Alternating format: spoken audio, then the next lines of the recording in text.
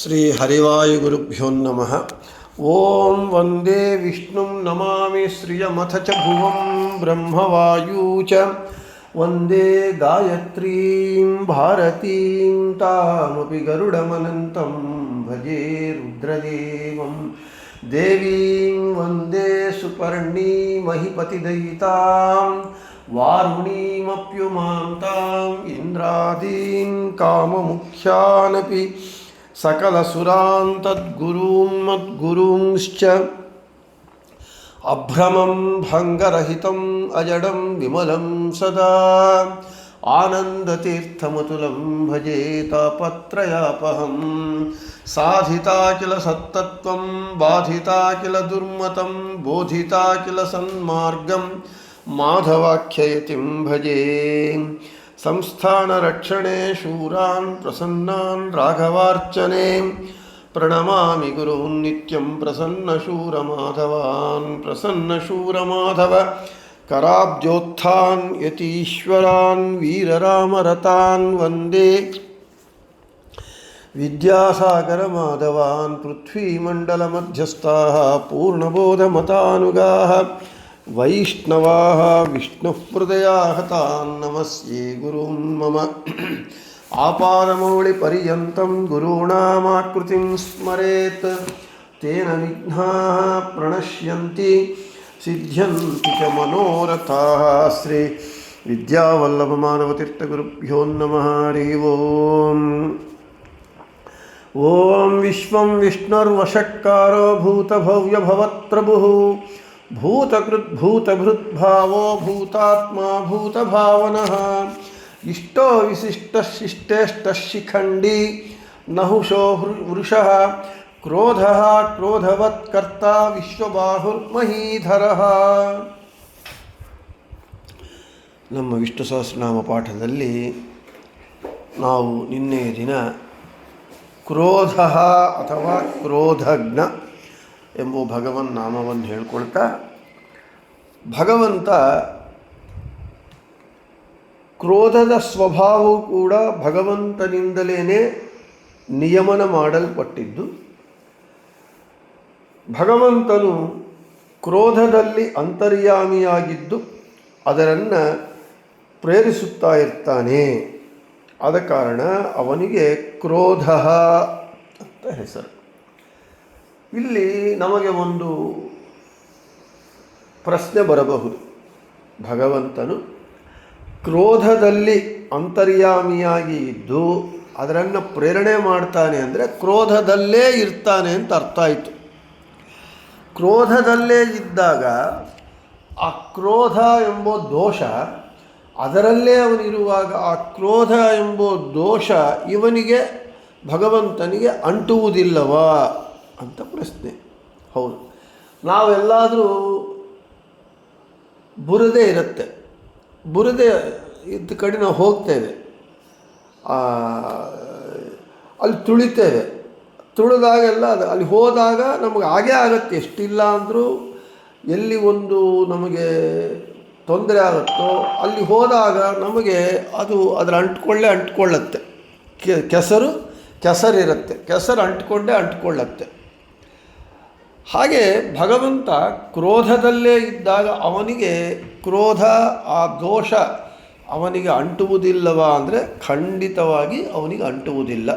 ಅದೇ ಅವನ ವೈಶಿಷ್ಟ್ಯತೆ. ನಾವು ಎಲ್ಲಿದ್ದರೆ ಅಲ್ಲಿ ಅದಕ್ಕೆ ನಾವು ವಶವಾಗಿ ಬಿಡ್ತೇವೆ, ಅದಕ್ಕೆ ಇನ್ಫ್ಲೂಯೆನ್ಸ್ ಆಗ್ತೇವೆ, ಅದಕ್ಕೆ ನಾವು ಪ್ರಭಾವಿತರಾಗ್ತೇವೆ. ಆದರೆ ಭಗವಂತ ಹಾಗಲ್ಲ. ಅದರೊಳಗೆ ಇದ್ದರೂ ಕೂಡ ತದ್ಭಿನ್ನನಾಗಿರ್ತಾನೆ. ಭಗವಂತ ಸರ್ವತ್ರ ವ್ಯಾಪ್ತನಾಗಿದ್ದಾನೆ. ಅವನು ಇಲ್ಲದೇ ಇರುವ ಜಾಗವೇ ಇಲ್ಲ. ಅದು ಜಡ ಆಗ್ಬೋದು, ಜೀವ ಆಗಬಹುದು, ಯಾವುದೇ ಆಗಲಿ ಅವನು ಎಲ್ಲಿದ್ದರೆ ಅಲ್ಲಿ ತದಾಕಾರನಾಗಿ, ತನ್ನಾಮಕನಾಗಿ, ತದ್ವಾಚ್ಯನಾಗಿ, ತದಂತರ್ಯಾಮಿಯಾಗಿ, ತದ್ಭಿನ್ನನಾಗಿ, ಅದು ಪ್ರಧಾನ.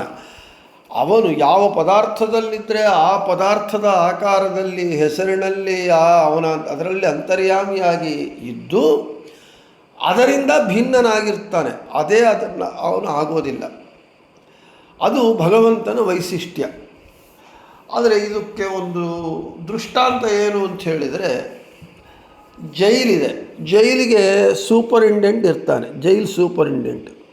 ಅವನು ಜೈಲೊಳಗೆ ಇರ್ತಾನೆ, ಖೈದಿಗಳು ಜೈಲೊಳಗೆ ಇರ್ತಾರೆ. ಆದರೆ ಖೈದಿ ಜೈಲ್ ಸೂಪರಿಂಟೆಂಡೆಂಟ್ ಇಬ್ಬರು ಒಂದೇನಾ ಅಂದರೆ ಅಲ್ಲ. ಅವನು ಖೈದಿಗಳು ತಪ್ಪು ಮಾಡಿ ಅಪರಾಧಗಳು ಮಾಡಿ ಅವರು ಅಲ್ಲಿರ್ತಾರೆ, ಆದರೆ ಇವನು ಅಲ್ಲೇ ಇರ್ತಾನೆ. ಆದರೆ ಇವನಿಗೆ ಯಾವ ದೋಷವೂ ಇಲ್ಲ. ಅವರಿಗೆ ಅವನು ಜೈಲಿನಲ್ಲೇ ಸೂಪರಿಂಟೆಂಡೆಂಟ್ ಇದ್ದರೂ ಕೂಡ ಖೈದಿಗಳನ್ನು ನಿಯಂತ್ರಣ ಮಾಡುವ ಒಂದು ಅಧಿಕಾರಿಯಾಗಿ ಇರ್ತಾನೆ ಹೊರತು ಆ ಖೈದಿಗಳಿಗಿರೋ ದೋಷಗಳು ಇವನಿಗೆ ಯಾವುದೂ ಇರಲ್ಲ. ಹಾಗೆ ಜೈಲಿನಲ್ಲೇ ಇರುವ ಸೂಪರಿಂಟೆಂಡೆಂಟ್ಗೆ ಆ ಜೈಲಿನಲ್ಲಿ ಆಗುವ ಅಪರಾಧಗಳ ಒಂದು ಕೆಸರು ಯಾವುದು ಹೇಗೆ ಅಂಟದೇ ಇರ್ತಾನೋ ಅವು ಖೈದಿಗಳನ್ನು ನಿಯಂತ್ರಣ ಮಾಡುವ ಅಧಿಕಾರಿಯಾಗಿ, ಹಾಗೆ ಭಗವಂತ ಯಾವುದೇ ಪದಾರ್ಥದಲ್ಲಿ ಇದ್ದರೂ ಅವನು ಆ ಪದಾರ್ಥದ ಲೋಪದೋಷಗಳು ಅವನಿಗೆ ಅಂಟುವುದಿಲ್ಲ, ನಿರ್ಲೇಪನಾಗಿರ್ತಾನೆ. ಅದರೊಳಗೆ ಅವನು ಇಲ್ಲದೇ ಇದ್ದರೆ ಆ ಕ್ರೋಧಕ್ಕೆ ಕ್ರೋಧದ ಒಂದು ಕ್ರೋಧತ್ವನೇ ಬರೋದಿಲ್ಲ, ಕ್ರೋಧದ ಧರ್ಮನೇ ಅದಕ್ಕೆ ಬರೋದಿಲ್ಲ. ಯಾವುದೇ ಪದಾರ್ಥದಲ್ಲಾಗಲಿ ಭಗವಂತ ಇದ್ದರೇನೆ, ಕಲ್ಲಿನಲ್ಲಿ ಭಗವಂತ ಇದ್ದರೆ ಅದಕ್ಕೆ ಕಲ್ಲಿನ ಕಾಠಿಣ್ಯ ಎಂಬ ಧರ್ಮ ಬರುತ್ತೆ, ನೀರಿನಲ್ಲಿದ್ರೇ ನೀರಿನ ಮೃದುತ್ವ ಬರುತ್ತೆ. ಹಾಗೆ ಭಗವಂತ ಇರ್ತಾನೆ ಅಷ್ಟೇ ಹೊರತು ಅವನಿದ್ದರೂ ಅದು ದೋಷವಲ್ಲ ಅಂತ ಹೇಳಿ, ಇನ್ನು ಕ್ರೋಧ ಸ್ವರೂಪಾನ್ ದೈತ್ಯಾನ್ ಹಂತಿ ಇತಿ ಕ್ರೋಧ ಅಂತ ಹೇಳ್ತಾ ಇದ್ದ. ದೈತ್ಯರು ಅವರು ಕ್ರೋಧ ಸ್ವರೂಪಿಗಳೇ ಆಗಿಬಿಟ್ಟಿದ್ದಾರೆ. ಅವರು ಕ್ರೋಧವೇ ಮೂರ್ತಿಮತ್ತಾಗಿರ್ತಾರೆ ದೈತ್ಯರು. ಅಂದರೆ ಅನ್ಅಡಲ್ಟರೇಟೆಡ್, ಕಲ್ತಿ ಇಲ್ಲದೆ ಇರುವಂತಹ ಶುದ್ಧವಾದ ಕ್ರೋಧ ಸ್ವರೂಪಿಗಳಾಗಿ ದೈತ್ಯರಿರ್ತಾರೆ. ಅಂತಹ ದೈತ್ಯರನ್ನು ಇವನು ಸಂಹಾರ ಮಾಡ್ತಾನಾದ ಕಾರಣ ಕ್ರೋಧ ಸ್ವರೂಪಾನ್ ದೈತ್ಯಾನ್ ಹಂತಿ ಇತಿ ಕ್ರೋಧ, ಅಂತಹ ದೈತ್ಯರನ್ನು ಸಂಹಾರ ಮಾಡ್ತಾನಾದ ಕಾರಣ ಇವನಿಗೆ ಕ್ರೋಧ ಅಂತ ಹೆಸರು.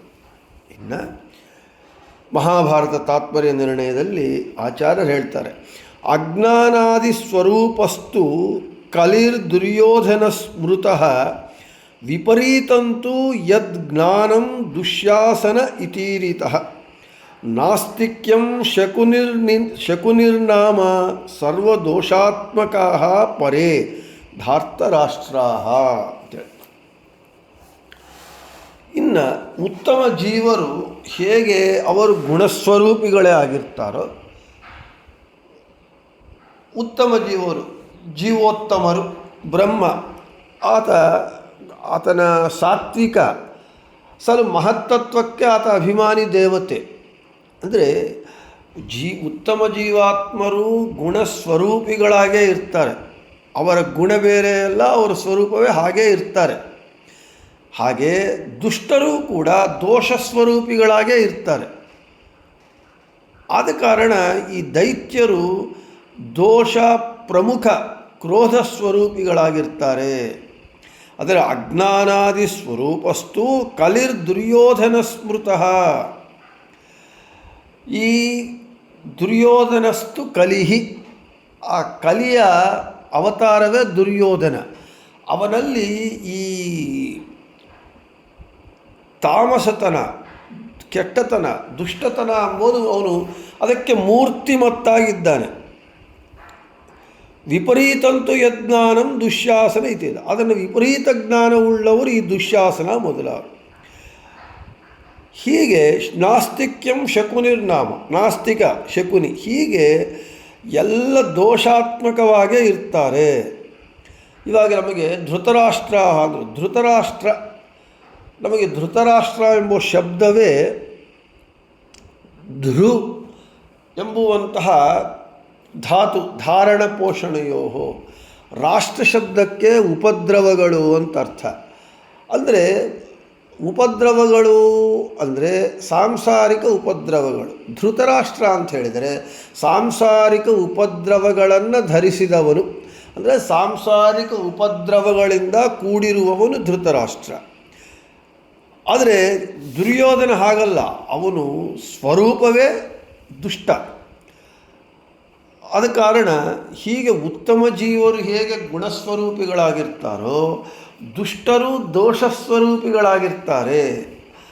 ಆದ ಕಾರಣ ಅಂತಹ ದೈತ್ಯರನ್ನು ಭಗವಂತ ಸಂಹಾರ ಮಾಡ್ತಾನೆ. ಅಂಥವರನ್ನು ಸಂಹಾರ ಮಾಡುವುದಕ್ಕಾಗೇ ಭಗವಂತ ರಾಮ, ಕೃಷ್ಣ, ಪರಶುರಾಮ ಈ ರೀತಿಯಾಗಿ ಅವತಾರ ಮಾಡಿ ದುಷ್ಟ ಶಿಕ್ಷಣೆಯನ್ನು ಮಾಡ್ತಾನೆ. ಯಾಕೆ? ಯದಾ ಯದಾ ಹಿ ಧರ್ಮಸ್ಯ ಗ್ಲಾನಿರ್ಭವತಿ ಭಾರತ, ಯಾವಾಗ ಧರ್ಮಕ್ಕೆ ಹಾನಿ ಗ್ಲಾನಿಯಾಗತ್ತೋ, ಅಧರ್ಮವನ್ನು ನಾಶ ಮಾಡಿ ಧರ್ಮವನ್ನು ಎತ್ತಿ ಹಿಡಿಯುವುದಕ್ಕಾಗಿ ಅಭ್ಯುತ್ಥಾನಮಧರ್ಮಸ್ಯ ಆತ್ಮಾನಂ ಸೃಜಾಮಿ, ನನ್ನನ್ನು ನಾನು ಸೃಜಿಸಿಕೊಳ್ತೇನೆ. ಆದ ಕಾರಣ ಇಂಥವರನ್ನು ಕ್ರೋಧ ಸ್ವರೂಪಿಗಳಾದ ದುಷ್ಟ ಸ್ವರೂಪಿಗಳಾದ ದೈತ್ಯರನ್ನು ಇವನು ಸಂಹಾರ ಮಾಡ್ತಾನೆ. ಆದ ಕಾರಣ ಇವನಿಗೆ ಕ್ರೋಧ ಅಂತ ಹೆಸರು. ಇನ್ನು ಕ್ರೋಧಂ ಕ್ರೋಧ ನಾಮಕಂ ರುದ್ರಂ ಹಂತಿ ಇತಿ ಕ್ರೋಧ. ರುದ್ರದೇವರಿಗೆ ಕ್ರೋಧ ಅಂತ ಹೆಸರು. ಅಂತಹ ಕ್ರೋಧ ಎಂದು ಕರೆಯಲ್ಪಡುವ ರುದ್ರದೇವರನ್ನು ಸಂಹಾರ ಕಾಲದಲ್ಲಿ ಸಂಹರಿಸುತ್ತಾನಾದ ಕಾರಣ ಭಗವಂತನಿಗೆ ಕ್ರೋಧ ಅಂತ ಹೆಸರು. ಈ ರುದ್ರದೇವರಿಗೆ ಕ್ರೋಧ ಅಂತ ಯಾಕೆ ಹೆಸರು ಬಂತು ಅಂತ ಹೇಳಿದರೆ,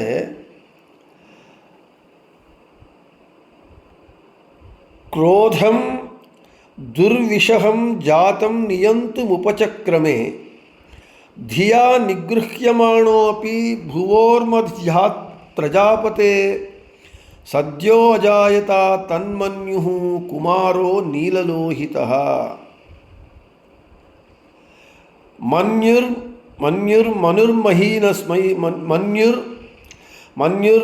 ಮನ್ಯುರ್ಮಹಿನಸೋ ಗೃಹಾಣ್ಣೈತಾನಿ ನಾಮಾನಿ. ರುದ್ರದೇವರಿಗೆ ಕ್ರೋಧ ಅಂತ ಹೆಸರು ಬಂದಿದೆ. ಕ್ರೋಧ ನಾಮಕನಾದ ರುದ್ರದೇವರನ್ನು ಸಂಹಾರ ಕಾಲದಲ್ಲಿ ಸಂಹಾರ ಮಾಡ್ತಾನಾದ ಕಾರಣ ಭಗವಂತನಿಗೆ ಕ್ರೋಧ ಅಂತ ಹೆಸರು. ರುದ್ರದೇವರು ಹೇಗೆ ಹುಟ್ಟಿದರು ಅಂತ ಹೇಳಿದರೆ, ಕ್ರೋಧಕ್ಕೆ ಒಳಗಾಗಿರುವಂತಹ ಚತುರ್ಮುಖನಿಂದ ಹುಟ್ಟಿದರು. ಅಂದರೆ ಕ್ರೋಧದಿಂದಲೇ ಹುಟ್ಟಿದರು. ಚತುರ್ಮುಖ ಬ್ರಹ್ಮದೇವರಿಗೆ ಕ್ರೋಧ ಬಂತು, ಭಾಗವತದಲ್ಲಿ ಬರುತ್ತೆ. ಆ ಕ್ರೋಧಕ್ಕೆ ಆದಾಗ ಚತುರ್ಮುಖನಿಂದ ಹುಟ್ಟಿದವರು ರುದ್ರದೇವರು. ಆದ ಕಾರಣ ಆತನಿಗೆ ಕ್ರೋಧ ಅಂತ ಹೆಸರು. ರುದ್ರದೇವರಿಗಿರುವಂತಹ ಹೆಸರುಗಳಲ್ಲಿ ಮೊದಲ ಹೆಸರೇ ಮನ್ಯು ಅಂತ ಹೇಳಿ, ಮನ್ಯು. ಆದ ಕಾರಣ ಇಂತಹ ರುದ್ರದೇವರನ್ನ ಸಂಹಾರ ಮಾಡುವವನಾದ ಕಾರಣ ಭಗವಂತನಿಗೆ ಕ್ರೋಧ ಅಂತ ಹೆಸರು ಅಂತ ಹೇಳ್ತಾ, ಇಂತಹ ರುದ್ರದೇವರು ಯದ್ರೋಷೋತ್ಕರ ದಕ್ಷನೇತ್ರ ಕುಟಿಲ ಪ್ರಾಂತೋತ್ಥಿತಾಗ್ನಿ ಸ್ಫುರತ್ ಖದ್ಯೋತೋಪಮ ವಿಷ್ಪುಲಿಂಗ ವಸಿತಾ ಬ್ರಹ್ಮೇಶ ಶಕ್ರೋತ್ಕರಾ. ನಾವೇನು ನಖಸ್ತುತಿಯಲ್ಲಿ ಪಾಂತಸ್ಮಾನ್ ಪುರುಹೂತ ಹೇಳ್ತೀವಿ, ಅದರಲ್ಲಿ ಆಚಾರ್ಯರು ಹೇಳ್ತಾರೆ, ಕ್ರೋಧನಾಮಕರಾದ ರುದ್ರದೇವರು ಚತುರ್ಮುಖ ಬ್ರಹ್ಮನ ಕ್ರೋಧದಿಂದ ಹುಟ್ಟಿದಂತಹ ರುದ್ರದೇವರನ್ನು ಪ್ರಳಯ ಕಾಲದಲ್ಲಿ ನರಸಿಂಹದೇವರು ಭಸ್ಮ ಮಾಡ್ತಾರೆ.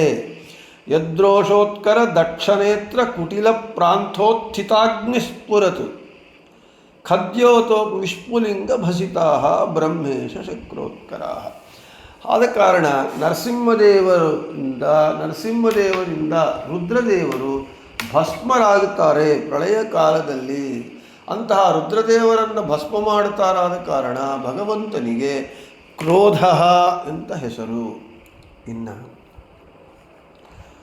ಕ್ರೋಧಾನ್ ಭೀಮದ್ವಾರ ಕ್ರೋಧವಶಾಖ್ಯಾನ್ ಅಸುರಾನ್ ಹಂತಿ ಸಂಹರತೀತಿ ಕ್ರೋಧ ನಾಮನಿರ್ದೇಶೆ ನಾಮೈಕ ದೇಶ ನಿರ್ದೇಶ ಇತಿ ಕ್ರೋಧವಶಾಃ ಕ್ರೋಧೇತಿ ನಾಮೈಕ ದೇಶೇನ ನಿರ್ದಿಷ್ಟಾಃ ಅಂತ ಹೇಳ್ತಾ ಇದ್ದಾರೆ. ಭೀಮಸೇನ ದೇವರು ಕ್ರೋಧವಶ ಎಂಬ ಅಸುರನನ್ನು ಸಂಹಾರ ಮಾಡಿದ್ದಾರಂತೆ. ಭೀಮಸೇನ ದೇವರು ಕ್ರೋಧವಶ ಎಂಬ ಹೆಸರುಳ್ಳ ಅಸುರನನ್ನು ಸಂಹಾರ ಮಾಡಿದ್ದಾರೆ. ಅಂದರೆ ಭೀಮಸೇನ ದೇವರ ಮೂಲಕ ಭಗವಂತ ಕ್ರೋಧವಶ ಎಂಬುವಂತಹ ಅಸುರನನ್ನು ಸಂಹಾರ ಮಾಡಿಸಿದ್ದಾನೆ. ಆದ ಕಾರಣ ಅವನಿಗೆ ಕ್ರೋಧ ಅಂತ ಹೆಸರು. ಇನ್ನು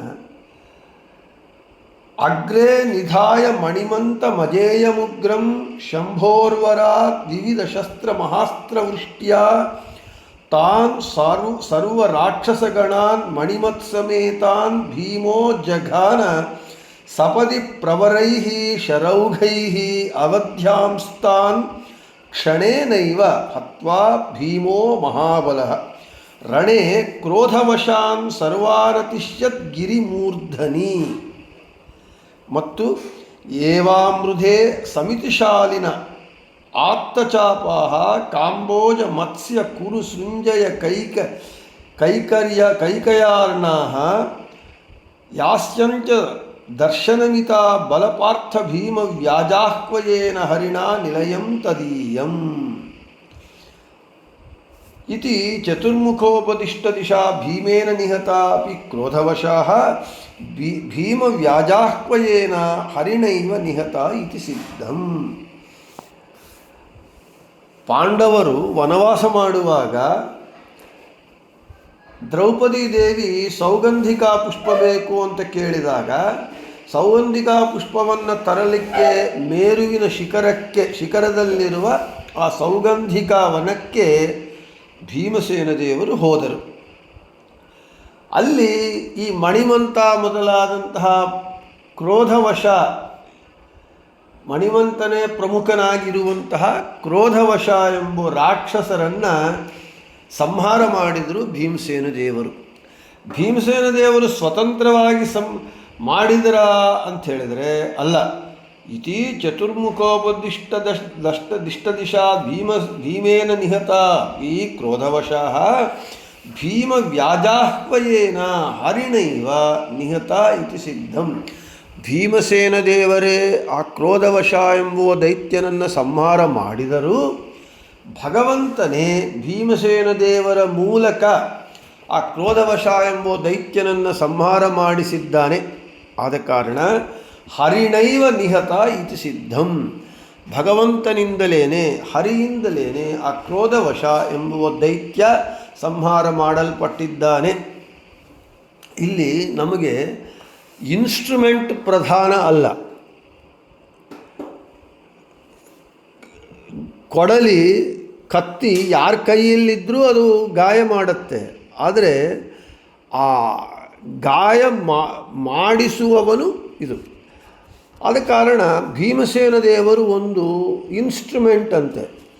ಭೀಮಸೇನ ದೇವರನ್ನು ಒಂದು ಆಯುಧವನ್ನಾಗಿ ಮಾಡಿಕೊಂಡು ಭಗವಂತನೇ ಕ್ರೋಧವಶ ಎಂಬ ಅಸುರನನ್ನು ಸಂಹಾರ ಮಾಡಿದ್ದಾರೆ. ಆದ ಕಾರಣ ಭಗವಂತನಿಗೆ ಕ್ರೋಧ ಎಂಬುವಂತಹ ಹೆಸರು ಅಂತ ಹೇಳಿ. ಇನ್ನು ಜಿಜ್ಞಾಸೆಗೆ ಬಂದರೆ ನಮಗೆ ಇವಾಗ ಭಗವಂತನ ಸರ್ವೋತ್ತಮತ್ವವನ್ನು ಪ್ರತಿಪಾದನೆ ಮಾಡುವುದೇ ಸನ್ಯಾಸಿಗಳ ಮುಖ್ಯ ಕರ್ತವ್ಯ. ಒಬ್ಬ ವ್ಯಕ್ತಿ ಸನ್ಯಾಸವನ್ನು ಸ್ವೀಕಾರ ಮಾಡುವಾಗ ಪ್ರತಿಜ್ಞಾ ಮಾಡ್ತಾನೆ, ಗುರುಗಳು ಮಾಡಿಸ್ತಾರೆ. ವಿಷ್ಣು ಸರ್ವೋತ್ತಮತ್ವಂಚ ಸರ್ವದಾ ಪ್ರತಿಪಾದೆ, ನಾನು ವಿಷ್ಣು ಸರ್ವೋತ್ತಮತ್ವವನ್ನು ಯಾವಾಗಲೂ ಪ್ರತಿಪಾದನೆ ಮಾಡ್ತೇನೆ ಅಂತ ಹೇಳಿ ಆ ಪ್ರತಿಜ್ಞಾ ಮಾಡಿದಾಗ ಪರಮತ ಖಂಡನ ಮಾಡಿ ಪರಮತ ಖಂಡನ ಪೂರ್ವಕ ಸ್ವಮತ ಸ್ಥಾಪನೆ ಆಗಬೇಕು. ಹಿಂದಿನ ಕಾಲದಲ್ಲಿ ಹಾಗೆ ಇತ್ತು. ಹಾಗೆ ನಮ್ಮ ಮಧ್ವಾಚಾರ್ಯರು ಮೊದಲುಕೊಂಡು ರಾಯರವರೆಗೂ ಎಲ್ಲರೂ ಹಾಗೆ ಮಾಡ್ತಾಯಿದ್ರು. ಪರಮತ ಖಂಡನೆ ಮಾಡಿ ಸ್ವಮತ ಸ್ಥಾಪನೆ ಮಾಡ್ತಾಯಿದ್ರು. ಆ ಪರಮತ ಖಂಡನ ಮಾಡಬೇಕು ಅಂತ ಹೇಳಿದರೆ ಅದನ್ನು ಖಂಡನೆ ಮಾಡಬೇಕು ಎಂಬುವಂತಹ ಒಂದು ಕ್ರೋಧ, ಸಿಟ್ಟಿರುತ್ತಲ್ಲ, ಆ ಸಿಟ್ಟು ಅದಕ್ಕೆ ಕ್ರೋಧ ಬಂತಲ್ಲ, ಸನ್ಯಾಸಿಗಳಿಗೂ ಕ್ರೋಧ ಬಂತಲ್ಲ ಅಂತ ಹೇಳ್ತಾ ಸನ್ಯಾಸಿಗಳಿಗೆ ಕ್ರೋಧ ಇರಬಾರದು. ಆದರೆ ಸನ್ಯಾಸಿಗಳಿಗೆ ಕ್ರೋಧ ಬಂತು. ಇನ್ನೊಂದು ಶ್ರುತಿ ಹೇಳುತ್ತೆ, ತಥೋ ಭೂಯ ಇವತೆ ತಮೋ ಯವು ವಿದ್ಯಾಯಾಂ ವ್ರತಾಃ. ಅದ್ವೈತ ಅಂದರೆ ಯಾರಾದರೆ ನಾನೇ ದೇವರು ಅಂತ ಹೇಳ್ತಾರೋ ಅದನ್ನು ಖಂಡನೆ ಮಾಡಬೇಕಾಗಿದ್ದು ಸನ್ಯಾಸಿಗಳ ಧರ್ಮ. ಆದರೆ ಕ್ರೋಧ ಮಾಡಬಾರದು ಅಂತ ಹೇಳ್ತಾರೆ. ಈ ಶ್ರುತಿ ಏನು ಹೇಳುತ್ತೆ, ಮಿಥ್ಯಾಜ್ಞಾನವನ್ನು ಖಂಡಿಸದೆ ತತ್ವಜ್ಞಾನದಲ್ಲಿಯೇ ಆಸಕ್ತರಾದವರು, ಇಲ್ಲಿ ಸೂಕ್ಷ್ಮ ಇದು. ಅದಕ್ಕೆ ಹಿಂದಿನ ಕಾಲದಲ್ಲಿ ಪರಮತ ಖಂಡನ ಪೂರ್ವಕ ಸ್ವಮತ ಸ್ಥಾಪನೆ ಮಾಡ್ತಾಯಿದ್ರು. ಮಿಥ್ಯಾಜ್ಞಾನವನ್ನು ಖಂಡಿಸದೆ ತತ್ವಜ್ಞಾನದಲ್ಲಿ ಮಾತ್ರ ಆಸಕ್ತರಾದವರಿಗೆ ಮಿಥ್ಯಾಜ್ಞಾನಿಗಳು ಹೊಂದುವ ತಮಸ್ಸಕ್ಕಿಂತ ಅಧಿಕವಾದ ತಮಸ್ಸನ್ನು ಹೊಂದುತ್ತಾರೆ ಅಂತ ಆ ಶ್ರುತಿ ಹೇಳ್ತಾ ಇದೆ. ಆದ ಕಾರಣ ಈ ಸನ್ಯಾಸಿಗಳು ಪರಮತ ಖಂಡನ ಮಾಡುವುದಕ್ಕೆ ಕ್ರೋಧವನ್ನು ಮಾಡಬೇಕು ಅಂತ ಹೇಳೋದಾದರೆ ಅವನು ಕ್ರೋಧವನ್ನು ನಾಶ ಮಾಡ್ತಾನೆ. ಆದ ಕಾರಣ ಭಗವಂತ ಕ್ರೋಧ ಅಂತ ಹೆಸರು ಬಂದಿದೆ ಅಂತ ಹೇಳಿದಾಗ ಸನ್ಯಾಸಿಗಳ ಕ್ರೋಧವನ್ನು ಭಗವಂತ ನಾಶ ಮಾಡಿದರೆ ಪರಮತ ಖಂಡನೆ ಆಗುವುದು ಹೇಗೆ ಎಂಬುದು ಜಿಜ್ಞಾಸೆ. ಆದರೆ ಇಲ್ಲಿ ಭಗವಂತ ಎಂತಹ ಕ್ರೋಧವನ್ನು ನಾಶ ಮಾಡ್ತಾನೆ ಅಂತ ಹೇಳಿದರೆ ದೋಷರೂಪವಾದ ಕ್ರೋಧವನ್ನು ಮಾತ್ರ ನಾಶ ಮಾಡ್ತಾನೆ ಅಷ್ಟೇ ಹೊರತು ಸನ್ಯಾಸಿಗಳು ಪರಮತ ಖಂಡನಾರ್ಥವಾಗಿ ಸಿಟ್ಟು ಮಾಡಿಕೊಂಡರೆ ಅದು ಗುಣವೇ ಹೊರತು ಅದು ದೋಷವಲ್ಲ. ಅಂತಹ ಕ್ರೋಧವನ್ನು ಭಗವಂತ ನಾಶ ಮಾಡುವುದಿಲ್ಲ. ದೋಷರೂಪವಾದ ಕ್ರೋಧ ಅಂತ ಹೇಳಿದರೆ ವಿನಾಕಾರಣ ಈ ಕ್ರೋಧ ಅಂದರೆ ಏನು? ಭಗವಂತನನ್ನು ದ್ವೇಷ ಮಾಡೋದು, ಭಕ್ತರನ್ನು ದ್ವೇಷ ಮಾಡೋದು, ಸಜ್ಜನರ ಮೇಲೆ ಸಿಟ್ಟು ಮಾಡಿಕೊಳ್ಳೋದು, ಇದು ಕ್ರೋಧ. ಆದರೆ ಭಗವಂತನ ಕಾರ್ಯ ಸಾಧಿಸುವುದಕ್ಕಾಗಿ ಸಿಟ್ಟು ಮಾಡಿಕೊಳ್ಳುವುದು ಗುಣವೇ ಆಗತ್ತೆ. ಅದಕ್ಕೆ ಆಚಾರ್ಯರ ತಾತ್ಪರ್ಯ ನಿರ್ಣಯದಲ್ಲಿ ಸ್ಪಷ್ಟವಾಗಿ ಹೇಳ್ತಾರೆ, ಅಧರ್ಮ ನಡೀತಾ ಇರುವಾಗ ನೀನು ಆ ಜಾಗದಲ್ಲಿದ್ದರೆ ಆ ಅಧರ್ಮವನ್ನು ನಿಮಗೆ ಶಕ್ತಿ ಇದೆ, ಸಾಮರ್ಥ್ಯ ಇದ್ದರೆ ಎದ್ದು ನಿಂತು ಅದನ್ನು ಖಂಡಿಸಿ ನಿಲ್ಲಿಸು. ಅಧರ್ಮವನ್ನು ನಿಮಗೆ ಅಷ್ಟು ಶಕ್ತಿ ಇಲ್ಲವಾ, ಅಲ್ಲಿಂದ ಜಾಗ ಖಾಲಿ ಮಾಡು, ಅಲ್ಲಿಂದ ಹೊರಟು ಬಿಡು, ಅಲ್ಲಿ ಇರಬೇಡ ಅಂತ ಆಚಾರ್ಯ. ಯಾಕೆ? ಅಲ್ಲಿ ಇದ್ದರೆ ಅವನು ಅಧರ್ಮ ಮಾಡಿದವನಕ್ಕಿಂತ ನೀನು ಅಲ್ಲಿ ಇದ್ದು ಅದನ್ನು ತಡೆಯದೇ ಇದ್ದಾಗ ಅದನ್ನು ಸಪೋರ್ಟ್ ಮಾಡಿದಂತೆ ಆಗಿ ಮಾಡುವವನಕ್ಕಿಂತ ಹೆಚ್ಚು ನಿನಗೆ ಆಗತ್ತೆ ಅಂತ ಹೇಳಿ ನಮಗೆ ಆಚಾರ್ಯ ಹೇಳ್ತಾರೆ. ಆದ ಕಾರಣ ದೋಷರೂಪವಾದ ಕ್ರೋಧವನ್ನು ಮಾತ್ರ ಭಗವಂತ ನಾಶ ಮಾಡ್ತಾನೆ ಹೊರತು ಈ ಒಂದು ಆಚಾರ್ಯರ ಒಂದು ಸರ್ವೋತ್ತಮತ್ವವನ್ನು ಭಗವಂತನ ಪ್ರತಿಪಾದನೆ ಮಾಡುವಂತಹ ಈ ಕಾರ್ಯಗಳಲ್ಲಿ ಅಂತಹ ಕ್ರೋಧವನ್ನು ಭಗವಂತ ನಾಶ ಮಾಡುವುದಿಲ್ಲ. ಇನ್ನೂ ಅದನ್ನು ಅವರಿಗೆ ಅನುಗ್ರಹ ಮಾಡ್ತಾನೆ ಆ ಕೆಲಸ ಮಾಡುವಂತೆ ಅಂತ ಹೇಳ್ತಾ, ಇನ್ನು ನಾನು ಮೊದಲೇ ಹೇಳಿದಂತೆ ಕ್ರೋಧ ಅಂದರೂ ಕ್ರೋಧಜ್ಞ ಅಂದರೂ ಎರಡು ಒಂದೇ ಪರ್ಯಾಯ ಪದಗಳು. ಬೃಹತಿ ಸಹಸ್ರದಲ್ಲಿ ಓಂ ಕ್ರೋಧಜ್ಞೇ ನಮಃ ಓಂ ಅಂತೀವಿ. ಓಂ ಜಾಮಿ ಬ್ರುವತ ಆಯುಧಂ ಸಮಸ್ಯಮನ್ಯವೇ ವಿಶೋ ವಿಶ್ವ ನಮಂತಕೃಷ್ಟಯ ಸಮುದ್ರ ಏವ ಸಿಂಧವಃ ಓಜಃ. ಜನರೇ ಜಾಮಿವ ಸಹೋದರಿಯಂತಿರುವ ಆಯುಧದಂತೆ ಇರುವ ಮಂತ್ರವನ್ನು ಬ್ರುವತ ಹೇಳಿರಿ. ಅಸ್ಯ ಇಂದ್ರನ ಮನ್ಯವೇ ಕ್ರೋಧಕ್ಕೆ ಒಳಗಾಗಿ ಸಿಂಧವಃ ನದಿಗಳು ಸಮುದ್ರ ಇವ ಸಮುದ್ರಕ್ಕೆಂಬಂತೆ ವಿಶ್ವ ಎಲ್ಲ ಕೃಷ್ಟಯ ಪ್ರಜೆಗಳು ವಿಷಃ ಶತ್ರುಗಳೂ ಕೂಡ ಸಂನಮಂತ ಅವನನ್ನು ಪ್ರವೇಶ ಮಾಡ್ತಾರೆ.